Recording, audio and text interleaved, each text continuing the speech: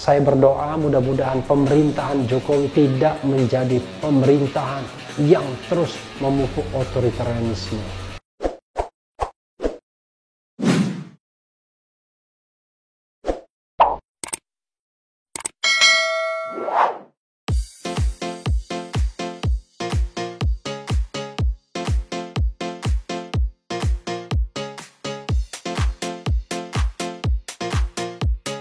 Assalamualaikum warahmatullahi wabarakatuh, Sobat RH sekalian. Jumpa lagi kita di channel Keren Ini Keren Cadas. Kali ini saya akan membahas mengenai risalah kebangsaan yang pernah disampaikan Profesor Dr. M. Amin Rais. Sebenarnya harusnya saya ikut juga diundang dan datang, tapi karena undangannya mepet saya tidak datang. Jadi undangannya itu sudah tanggal 13 Agustus yang lalu ya. Dengan hormat kami mengundang Bapak, Ibu, Saudara untuk berkenan menghadiri acara penyampaian risalah kebangsaan Profesor Dr. M. Amin Rais sebagai berikut. Tema pilihan buat Pak Jokowi, mundur atau terus. Hari tanggal 13 Agustus 2020 Kamis ya. Waktu pukul 12.00 14.00. Sayang waktu itu saya tidak sempat datang karena acaranya jam 12, diundangnya pukul 12 juga. Ya sudahlah, apa boleh buat ya, karena kita kan tidak bisa langsung terbang. Tapi saya termasuk ingin membacakan apa yang dituliskan oleh Profesor Amin Rais, karena pemberitaan di media kadang tidak lengkap ya. Jadi ini saya akan bacakan risalah enteng-entengan. Wah, ini gaya-gaya Amin Rais ya. Pilihan buat Pak Jokowi, mundur atau terus, M. Amin Rais. Nah, daftar isinya macam-macam. Nanti saya akan membacakan satu bagian atau bab tertentu saja. Daftar isinya ada bab 1, bangsa Indonesia dibelah. Kemudian bab 2, memberi angin kebangkitan komunisme. Bab 3, politik Lebensraum China. Bab 4, otoritarisme makin pekat. Nah, ini saya mau bacakan. Bab 5, oligarki makin subur. Bab 6, tunduk pada mafia Taipan dan Cukong. Bab 7, nepotisme tanpa etika. 8, ekonomi semakin suram. Bab 9, pengelolaan SDA yang terang-terangan menentang pasal 33 Undang-Undang Dasar 1945 dan menabrak aturan perundang-undangan yang ada. Panjang sekali ya ini. Bab 10, pendidikan carut-marut. Kadang-kadang bilang karut-marut ya. Bab 11, kegagalan reformasi kesehatan dan penanganan COVID-19.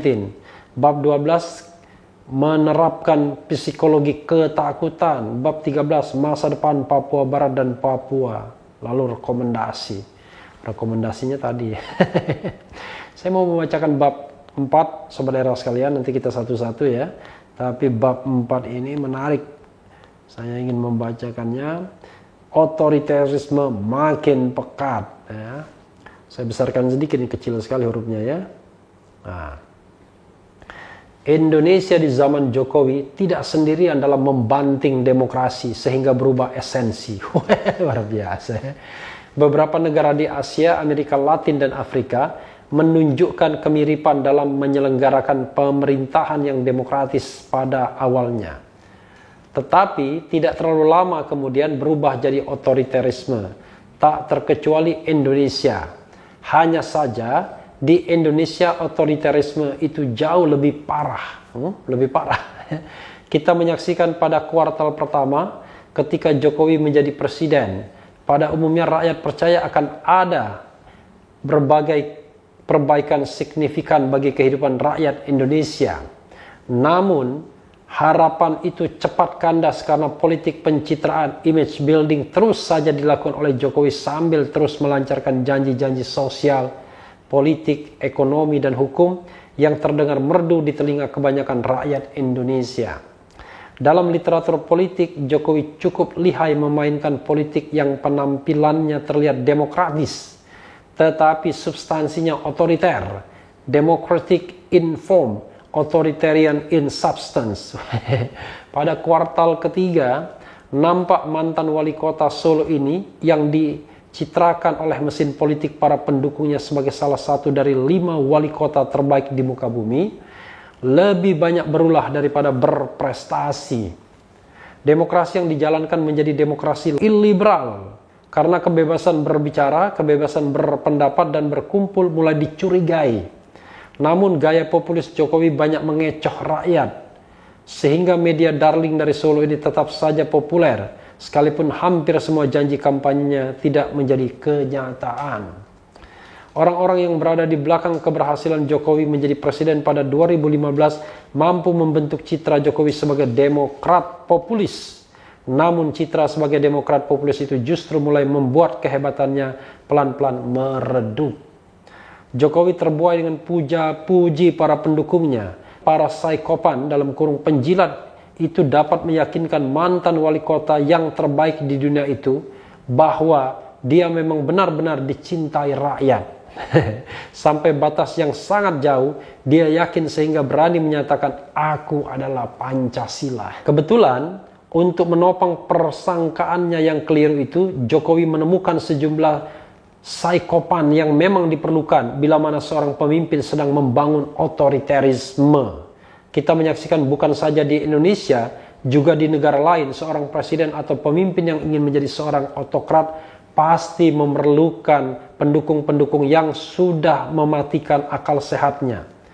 Namun di Indonesia, dukungan itu menjadi ekstrim. Dukungan yang diekspresikan dengan pejah, gesa, nderek, bapak ini atau ibu itu. Slogan kosong makna ini khas Indonesia. Apa artinya ya? Saya lupa ingat ya. Pokoknya apapun yang terjadi ikut bapak atau ibu barangkali ya. Mudah-mudahan watak psikopansi itu bukan watak asli bangsa Indonesia, tetapi sekedar watak artifisial yang dangkal, sehingga tidak membuat bangsa Indonesia bangsa yang kerdil.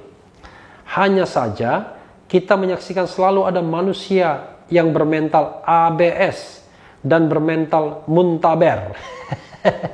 Muntaber itu munafik tapi berhasil demi memburu keuntungan keduniaan yang diimpikannya. Dari masa ke masa kita melihat penderita penyakit mental dan moral itu selalu muncul ke permukaan. Mereka datang dari kalangan jurnalis, intelektual kampus, birokrat, pebisnis, oknum-oknum petinggi militer dan kepolisian, sebagian ulama yang bingung atau pura-pura bingung, penggiat LSM dan lain sebagainya. Malahan ada sebuah kampus besar dan ternama yang sebagian besar dosennya seperti kena sihir kekuasaan enteng-entengan rezim Jokowi. Saya tahu maksudnya kampus apa ya, tapi kan tidak perlu disebutkan ya, karena itu kampus saya juga. Kampus Amin Rais juga, kampus Jokowi juga ya. Hanya karena diberi jabatan komisaris di sebuah bank atau staf ahli sebuah BUMN atau sebuah kementerian, atau jabatan sepele di sebuah instansi atau apapun, dengan serta-merta mereka mengalami kematian intelektual dan kehancuran integritas. Mudah-mudahan Refli tidak begitu ya. Hal ini mengingatkan cerita abadi tatkala Fir'aun mau mengadu kekuatan dengan Musa alaihissalam. Para petinggi sihir yang mengerumuni Fir'aun bertanya, "Apa kiranya yang akan kami peroleh bila kita berhasil menang?" Jawab Fir'aun, "Pasti kalian akan mendapat posisi-posisi penting di sekitarku." Al-A'raf 113. Luar biasa. Dalam sistem otoriter, sang autokrat selalu mematikan check and balances sebuah demokrasi. Lembaga legislatif dijadikan tukang stempel kemauan sang autokrat yang sudah jadi penguasa puncak eksekutif. Sementara lembaga yudikatif tidak boleh merusak orkestra politik yang sudah dirancang oleh sang autokrat itu. Penghalang atau penghancuran hukum secara sangat efektif dilakukan oleh para penegak hukum sendiri, sehingga obstruction of justice menghalangi keadilan menjadi lebih berbahaya lagi, yaitu menjadi destruction of justice, penghancuran keadilan. Bukan lagi obstruction tapi destruction ya. Tipikal otoriterisme ini sepenuhnya dipraktikkan oleh rezim Jokowi. Tangan rezim otoriter sangat ringan untuk memangkas kekuatan masyarakat yang tidak sejalan dengan kemauan rezim yang sesungguhnya immoral dan illegitimate. Tetapi berdasarkan contoh-contoh nasib rezim otoriter di dunia, otoriterisme atau otoritarianisme pasti ambruk. Tidak bisa lain, Makar politik sebuah rezim otoriter tidak ada artinya sama sekali berhadapan dengan makar Allah Subhanahu wa taala. Waduh, pakai Maha Kuasa juga ya. Sayang sekali otoritarisme rezim Jokowi bukannya makin melemah sehingga demokrasi kita yang sudah terengah-engah makin tak berdaya. Otoritarisme Jokowi makin kuat dan pekat. Sayang. Ya itu bab tentang otoritarisme makin pekat. Ya nggak mungkin saya membacakan semua ya. Bagaimana menilainya ya? Begini, kalau dikatakan bahwa pemerintahan Jokowi ini adalah pemerintahan yang otoritarisme, ya, otoritarian, dan makin pekat, saya barangkali kurang begitu setuju. Ya. Kenapa? Karena harus kita akui, room kebebasan itu masih ada. Tetapi yang tidak boleh kita lupa adalah seperti yang pernah dikatakan Rocky Gerung ya waktu sama-sama Zoominar, yang namanya Presiden Jokowi itu adalah presiden yang terpilih dalam alam demokrasi. Jadi ketika terpilih pada tahun 2014 itu pemilihan yang berada dalam alam demokrasi. Perkara pemilihannya curang atau tidak itu soal lain. Karena kalau pemilihan zaman Orde Baru jelas pemilihan yang otoritarian, di mana pemenang sudah bisa ditentukan tanpa perlu bak-bibu. Yang jelas Partai Golkar atau Golkar waktu itu bakal menang. Pak Harto bakal terpilih sebagai presiden dengan calon tunggal.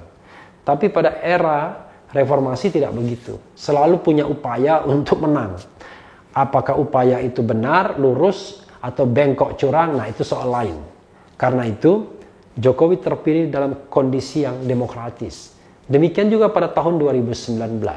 Jadi, ini modal pemerintahan demokratis dalam alam yang demokrasi. Bukan Jokowi yang menciptakan demokrasi, tapi demokrasi yang mengantarkan Jokowi. Itu yang paling penting. Nah, sekarang persoalannya, Sobat Era sekalian, ada kecenderungan legacy itu, barang bawaan Presiden Jokowi itu, lama-lama kok tumbuh menjadi otoritarianisme. Ada beberapa kebijakan Presiden Jokowi yang menurut saya memunculkan bibit otoritarianisme. Salah satunya yang pernah saya kritik adalah Perpu Ormas. Terlepas soal HTI atau bukan, Perpu Ormas ini melegalisasi tindakan pembungkaman kebebasan berserikat dan berkumpul, menghentikan sebuah organisasi tanpa due process of law. Itu soalnya. Lalu kalau kita juga lihat otoritarianisme, penggunaan secara masif undang-undang ITE terutama pasal 27. Sedikit saja kena, menyebarkan permusuhan, menyebarkan kebencian, dan lain sebagainya, menyebarkan berita bohong. Lalu kita juga bisa melihat undang-undang Corona atau Perpu Corona yang menumpuk kekuasaan pada pemerintahan atau kepada eksekutif. Kita juga melihat pelemahan KPK sebagai bagian dari otoritarianisme itu, sehingga pemerintah bisa berbuat semau-maunya tanpa kontrol dari KPK. Karena untuk otoritarianisme kadang-kadang membutuhkan biaya, dan biaya itu biaya yang tentunya biaya ilegal biasanya. Jadi ada indikasi-indikasi ke arah itu, Sobat Era sekalian. Karena itulah sebenarnya kita penting mengingatkan sebelum otoritarianisme ini consolidated, sebagaimana yang terjadi pada era Orde Baru.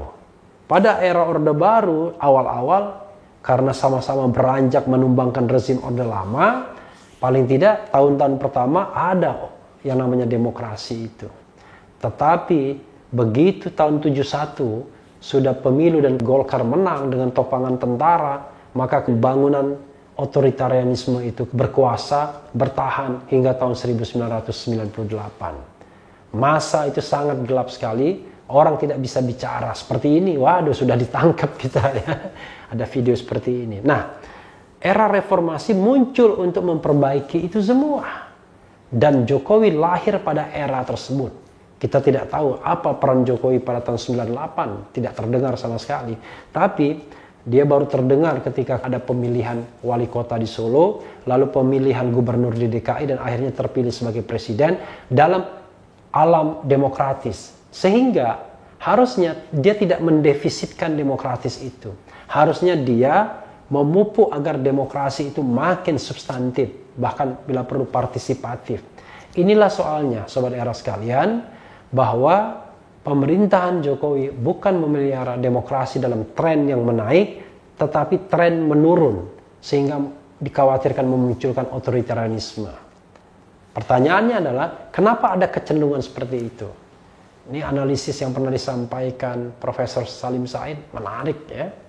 Kira-kira begini, kalau pemerintahan tersebut, ya, katakanlah begini, kita harus pahami bahwa passion kepemimpinan Pak Jokowi bukanlah passion di wawasan politik, bukan passion di wibawa, tapi pada kesederhanaan, pada yang namanya etos kerja. Kita harus akui itu sebagai modal Presiden Jokowi. Tapi bagaimanapun ketika memimpin kapal besar, tentu kita tidak bisa bandingkan dengan memimpin sebuah kota atau sebuah provinsi. Ketika memimpin kapal besar diperlukan pengalaman, pengetahuan yang adequate, kuat, dan kewibawaan. Nah, ketika itu katakanlah tidak cukup meyakinkan, maka sesungguhnya seorang leader memerlukan oligarki kekuasaan di seputarnya. Oligarki kekuasaan itulah yang menawarkan titik-titik lemah yang akan ditambal.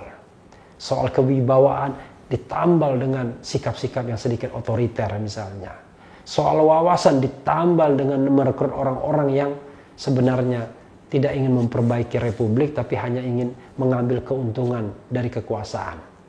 Banyak yang orang yang baik yang terekrut tentunya, tapi banyak pula direkrut atau terekrut karena menjadi penunggang gelap, karena menawarkan sebuah tawaran-tawaran untuk menambal kekurangan-kekurangan tersebut. Kekurangan wawasan sama juga ditambal dengan orang-orang yang bersedia memberikan wawasan-wawasan tambahan atau bersedia mewakili kepentingan presiden untuk berhadapan dengan siapapun. Jadi banyak juga mereka-mereka yang terpelajar yang akhirnya terekrut pada kekuasaan. Nah, kadang-kadang persoalannya adalah kalau leadershipnya tidak kuat, maka semua orang yang terekrut tersebut dia akan menjadi orkestrasi yang bermain sendiri-sendiri, tidak ada harmoni.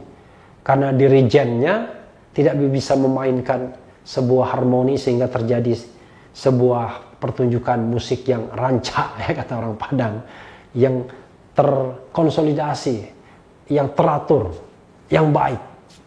Yang terjadi adalah mereka memainkan instrumen masing-masing sesuai dengan kepentingan masing-masing dan pesan untuk disampaikan pada kelompoknya masing-masing. Nah, ini yang berbahaya. Sehingga yang terjadi adalah masing-masing orang berusaha bagaimana mengambil atau menikmati kue atau gula kekuasaan. Kalau ini yang terjadi, maka tidak heran pemerintahan bisa tidak jelas arahnya kemana. Atau dia tetap melaju kepada satu tujuan tertentu, tapi begitu lihat kiri kanan ternyata sudah hilang semua penumpangnya. Atau barang-barang yang harusnya diperuntukkan bagi pulau impian, bagi kesejahteraan masyarakat, sudah habis semua diserap di dalam perjalanan kapal itu oleh para pencoleng yang terekrut ke dalam kekuasaan, yang terekrut di dalam tim untuk menjalankan kapal besar tersebut. Jadi sobat era sekalian, walaupun saya menyatakan ketidaksetujuan terhadap analisis dari Profesor Dr. Amin Rais bahwa Indonesia sudah masuk otoritarian yang apa istilahnya tadi, yang pekat, ya.